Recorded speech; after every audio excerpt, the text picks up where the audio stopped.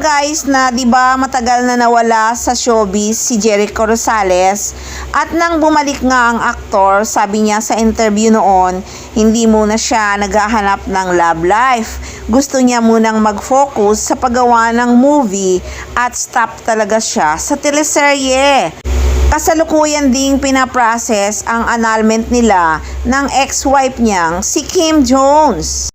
At sa pagkakaalam nga ng mga fans, gusto talagang matutunan ni Jericho Rosales ang maging scriptwriter, producer at director. Pero sa di malamang dahilan, tinanggap niya ang teleseryeng Lavender Fields. Samantalang sinabi nga niya noon na ayaw niya na gumawa ng teleserye. Gusto niyang mag-focus sa movie. Kaya naman, nagtambal talaga sila ni Janine Gutierrez sa seryeng Lavender Fields. Grabe guys, tumibok bigla ang puso ng aktor. Unexpected talaga, hindi nila akalain na mai-inlove silang dalawa sa isa't isa. Ganon kabilis, sabi niya 'di ba, i-enjoy muna niya yung friendship nila ng actress at sobra siyang nag-i-enjoy sa company nila ni Janine Gutierrez. Dagdag pa nga ni Eko noon, hihintayin daw muna nila ni Janine Gutierrez na matapos ang seryeng Lavender Fields kung may spark pa nga silang dalawa.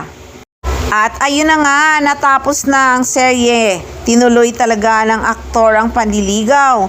Hindi naman siya nabigo at agad sinagot siya ng aktres.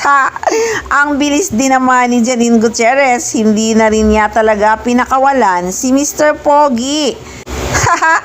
Sa bagay, para kay Janine Gutierrez, pag may gusto ka sa isang tao, sabihin mo agad para hindi mo pagsisihan. Huwag nang pakipot-kipot. Hindi rin talaga pinatagal ni Janine Gutierrez ang panliligaw ng aktor sa kanya. Hindi nga umabot ng 1 taon. Ang bilis, diba? At binakura na nga agad ni Jericho Rosales si Janine Gutierrez. Sa totoo lang naman, baka maagaw nga naman ang iba. Sa dami ng naging past relationship ni Jericho Rosales, gano'n naman din siya talaga magmahal, sobra-sobra. Amazing boyfriend nga siya, di ba? At ngayon nga, sobrang bilis ng panliligaw niya kay Janine na halos ayaw na niyang pakawala ng aktres kahit di pa nga siya handa munang ma-inlove. Nako, kaso nga, nabihag talaga ni Janine Gutierrez ang puso ng nag-iisang Mr. Poging Jericho Rosales. Ang lakas din talaga ng karisma ni Janine Gutierrez, no? Nabihag talaga niya ang puso ni Jericho Rosales.